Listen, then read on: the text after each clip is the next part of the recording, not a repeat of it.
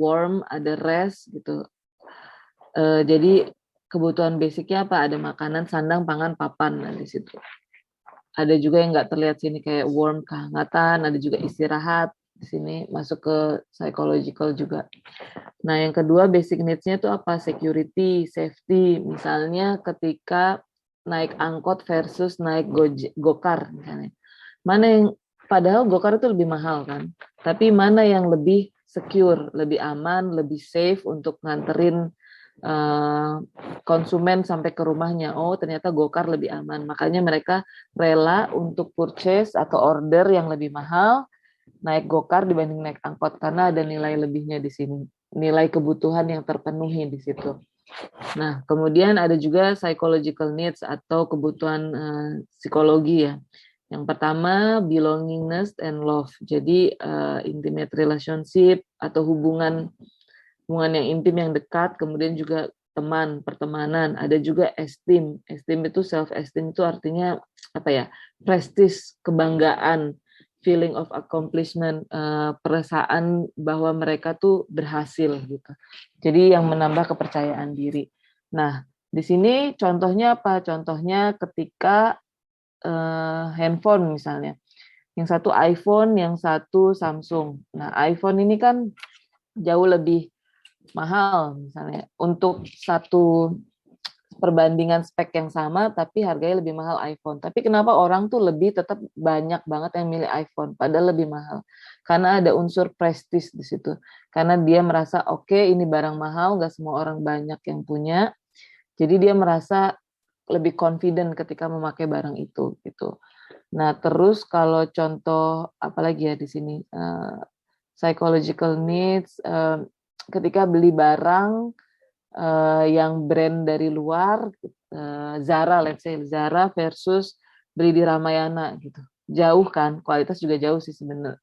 Kualitas mungkin ada yang jauh bedanya. Cuman ketika kualitasnya sama, terus harganya lebih mahal, mereka lebih memilih yang impor. Kenapa? Karena dia ada feeling confidence, feeling bahwa mereka ada di layer masyarakat atau kalangan masyarakat yang menengah ke atas sehingga yang fit sama mereka itu adalah yang impor gitu. Nah, di sini kita bisa main juga. Contohnya apa? Ketika misalnya ikan nih. Kita punya produk ikan. Nah, untuk memenuhi psychological needs, prestige itu tadi ya, kita bisa jual ikan tuh dengan kemasan yang bagus. Jadi udah di fillet, udah dimasukin ke dalam vakum plastik ya, jadi plastik vakum, dijualnya di supermarket dan hasilnya harganya bisa 3 kali lebih tinggi dibandingkan beli yang utuh di pasar gitu. Tapi orang tetap akan beli gitu. Kenapa? Karena mereka feel prestige gitu. Jadi lebih keren ketika beli ikan tuh yang udah siap pakai dan di supermarket, jadi nggak becek-becekan, nggak artinya nggak disamakan sama masyarakat yang lain gitu, karena mereka menyadari atau mereka berpikirnya posisi mereka tuh berbeda dengan yang lain gitu. Contohnya lagi di sini kategori yang ketiga adalah self fulfillment needs, yaitu self actualization, achieving one's full potential, including creative activities. Nah di sini adalah kebutuhan untuk mengaktualisasi diri gitu. Contohnya yang paling sering apa ya?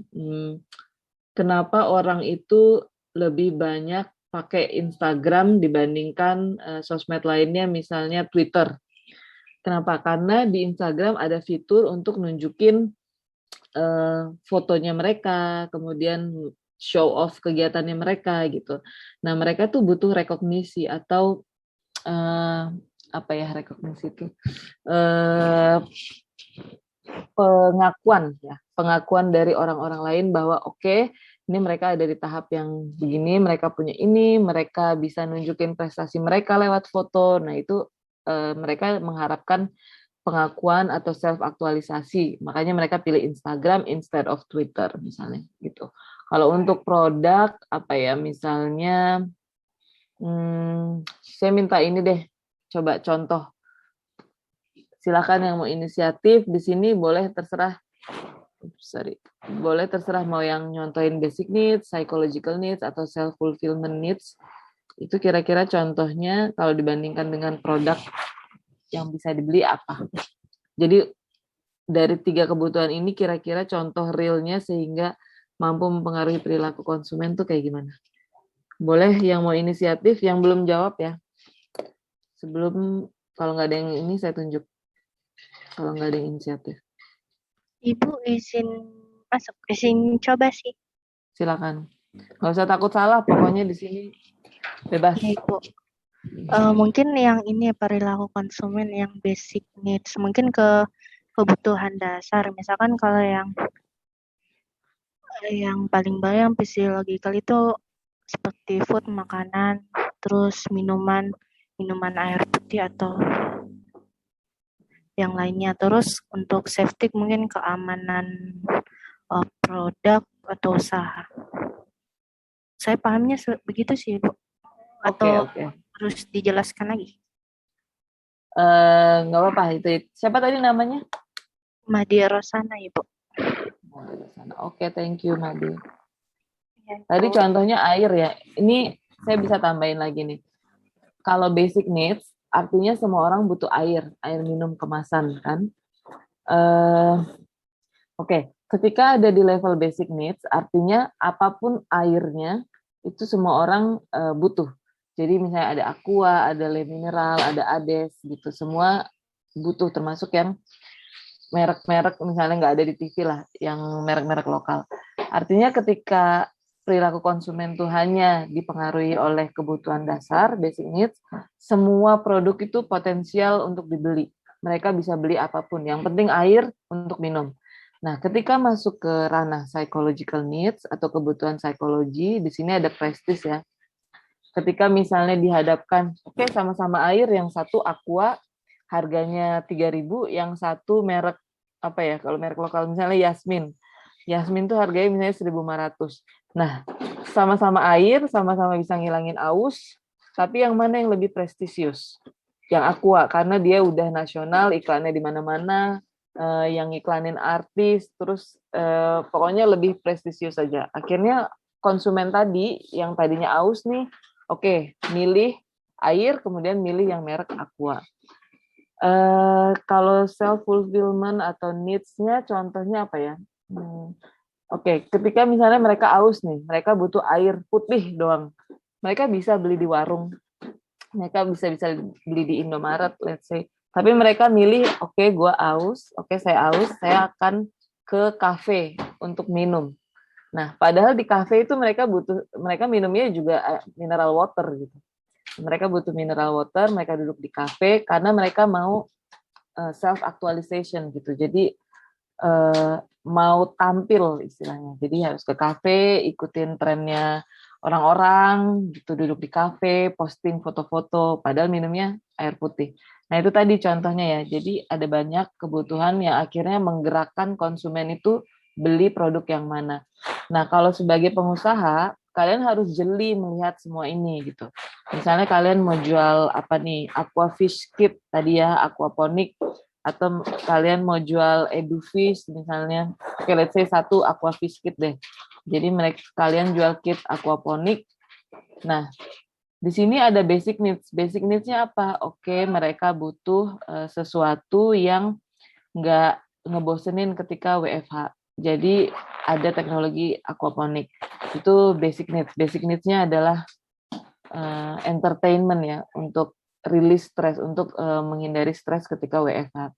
Kemudian terus kalian dalam menyusun atau menginovasikan produk mikir lagi, saya bikinnya yang biasa aja atau yang gimana ya? Oke, kita mainin di psychological needs orang misalnya. Orang lebih milih yang prestisius. Oke, kalau untuk supaya jadi prestisius, kitnya harus gimana? Satu, misalnya diiklankan oleh artis-artis. Yang kedua, brandingnya udah di mana-mana, dibuat viral supaya orang tuh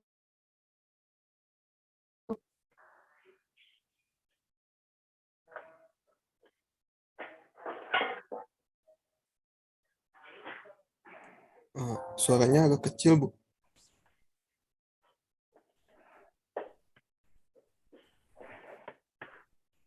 Kayaknya di aku masih hilang deh, Bu. Belum masuk suaranya, Bu. Oh iya kan? Iya Bu, belum masuk Bu. Masuk nggak sekarang?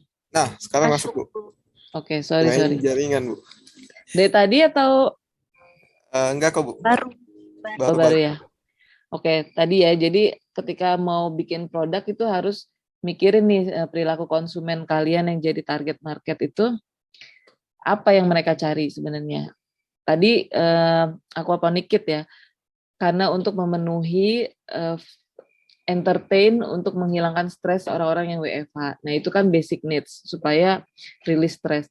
Kemudian tipe kit yang kalian butuhin, yang akan kalian buat tuh yang kayak gimana? Apakah yang biasa-biasa aja yang dijual di Shopee harga 25.000 misalnya, atau yang sekalian tembak harganya 200.000 tapi udah prestisius gitu. Orang tuh bangga gitu ketika make itu. Caranya gimana? Caranya iklannya harus banyak, kita harus ngepost bahwa orang-orang keren yang pakai kit ini,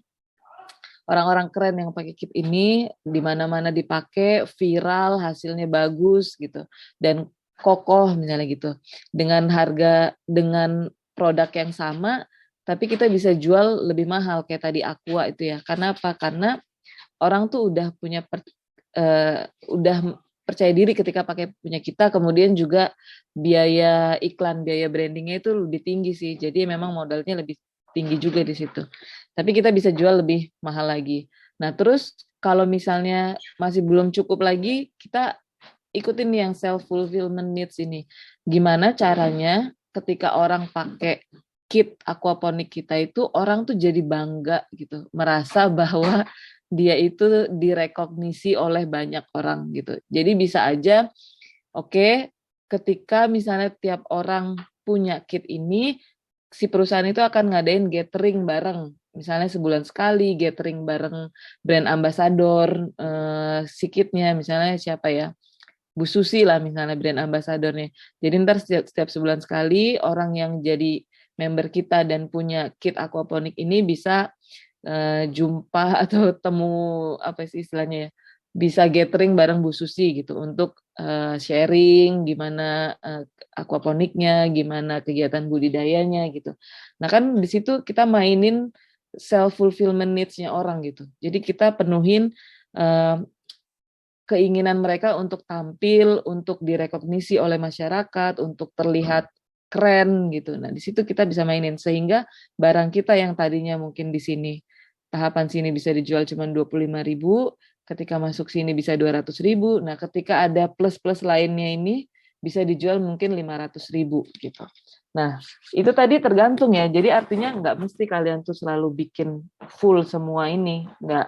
Kalian bisa main yang di bawah nih, yang bisa perang harga di sini. Tapi sasarannya adalah penjualan banyak, harga nggak terlalu tinggi gitu. Atau kalian bisa mainin di sini penjualan sedang, harga sedang. Kalau di sini penjualan sedikit, jarang karena mahal ya. Tapi tapi harganya bisa tinggi dan mungkin kalau dijumlahkan sebenarnya profitnya sama sih. Tinggal pilih aja yang mana lebih suka. Lebih banyak laku atau sedikit laku tapi profitnya sama gitu. Cuman semakin ke atas pasti usahanya dan biayanya akan semakin tinggi. Itu tadi branding, kemudian harus bikin catering dan lain sebagainya. Ini terserah kalian ya. Kalian mau bikin usaha mau di mau di posisi yang mana dipenuhi untuk menyetir perilaku konsumen, terserah. Dalam praktikum ini kalian bebas. Jadi nggak harus yang di basic need doang, nggak harus yang di sampai ke atas. Itu tergantung sama target market kalian yang pengen kalian masukin itu atau pengen kalian jadi sasaran marketnya itu kalangan yang mana gitu. Oke, penjelasan materinya cukup sepertinya. Sekarang masuk ke tugas ya. Ini jam berapa? Pas nih sejam lewat 4 menit. Tugasnya adalah dalam waktu 1 jam kalian bikin survei untuk mengetahui perilaku konsumen. Nah, 1 jam itu bikin survei, kemudian nyebarin survei dan lihat hasilnya survei.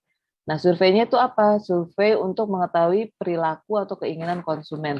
Misalnya kalau di Edufish nih tadi ya, sebenarnya target konsumen kalian tuh maunya yang seperti apa. Apakah misalnya pembelajarannya lewat video, apakah lewat modul, apakah misalnya kalau soal jam ya, atau when-nya, apakah maunya pagi, apakah mau seminggu sekali, atau maunya misalnya setiap hari gitu. Nah, terus apalagi ya, misalnya kalau untuk buat, kira-kira apa nih? Contohnya yang jarak, yang mini aquascape itu, wattnya di sini ikan apa sebenarnya yang mereka pengen budidayain gitu di mini aquascape itu? Apakah ikan cupang, apakah gupi, atau yang lainnya? Terus kalau misalnya pertanyaan how, itu bagaimana?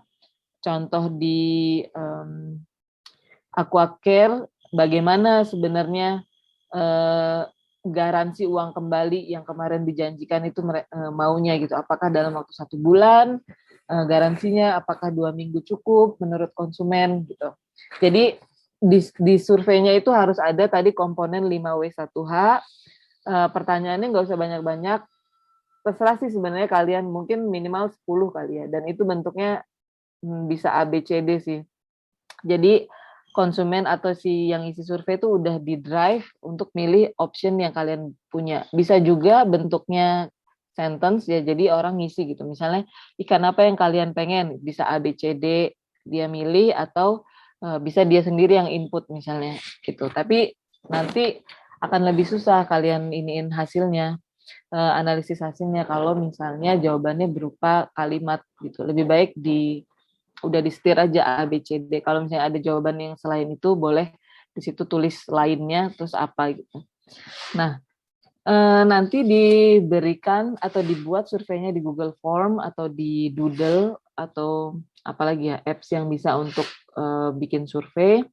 Kemudian setelah 15-20 menit survei pertanyaannya selesai, kalian sebar di kelompok lain. Jadi minimal ada 10 responden ya. Lebih bagus gitu. Lebih bagus. Nah, caranya gimana? Caranya sebar ke kelompok lain. Gimana ya bagusnya ya? Pokoknya sampai ada 10 responden. Nah, kemudian untuk ngisi itu kan singkat ya, 5 menit selesai. Karena cuman klik 10 pertanyaan minimal. Nanti setelah itu datanya udah didapatkan, kalian rapat lagi, terus lihat nih. Nanti kan kalau di Google Form itu suka udah ada gitu analisis hasilnya. Berapa orang yang menjawab A, berapa orang yang menjawab B gitu. Nah, nanti dari situ, data situ, kalian presentasikan, oke, target konsumen kami itu lebih suka piara ikan cupang dibandingkan ikan lainnya misalnya. Atau target konsumen kami lebih suka ketika billed fish ini ada di daerah Sumatera gitu karena banyak tambak gitu dibandingkan di Jabodetabek gitu. Nah, itu dipresentasikan sehingga nanti dari hasil analisis itu kalian bisa menyusun strategi gitu. Bisa strateginya disebut di situ juga bisa. Yang berhubungan sama hasil survei tadi. Itu ya, kira-kira ada pertanyaan nggak terkait tugasnya? Izin Nanti bertanya, Bu. Silakan, Denada. Tapi suaranya jelas nggak ya? Lagi Jelas, hujan jelas, soalnya. Jadi untuk respondennya ini kita bisa sebarluaskan bebas ya, Bu ya? Respondennya di kelompok lain ya. Oh, jadi nggak bebas ke orang siapa aja gitu ya, Bu ya? Kan penyebarannya dalam waktu 1 jam ini. Oh, gitu. Ke kelompok lain aja yang ada di sini karena lagi online semua kan, standby. Oke, makasih, Bu. Kalau bisa ini ya, memang bukan kalau bisa sih, emang harus dari kelompok lainnya rata gitu. Jadi jangan 6 orang dari kelompok 1, 4 orang kelompok 2 gitu. Kalau bisa dari semua kelompok ada perwakilannya, ya.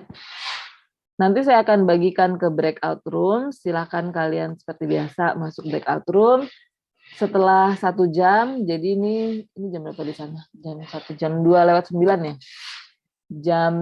Let's say jam 3:15, jam 3:15 kita kumpul lagi di main room. Kemudian nanti udah siap itu ya 1 atau 2 slide untuk presentasi. Ntar akan dipilih beberapa kelompok yang presentasi. Jadi mungkin nggak bisa semua karena keterbatasan waktu. Tapi slide-nya semua nanti dikumpulin.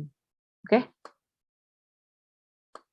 Udah paham ya? Ada pertanyaan lagi nggak terkait tugasnya? Kalau nggak ada, silakan masuk ke breakout rooms-nya masing-masing. Kita ketemu lagi di main room 1 jam dari sekarang, 1 jam 5 menit.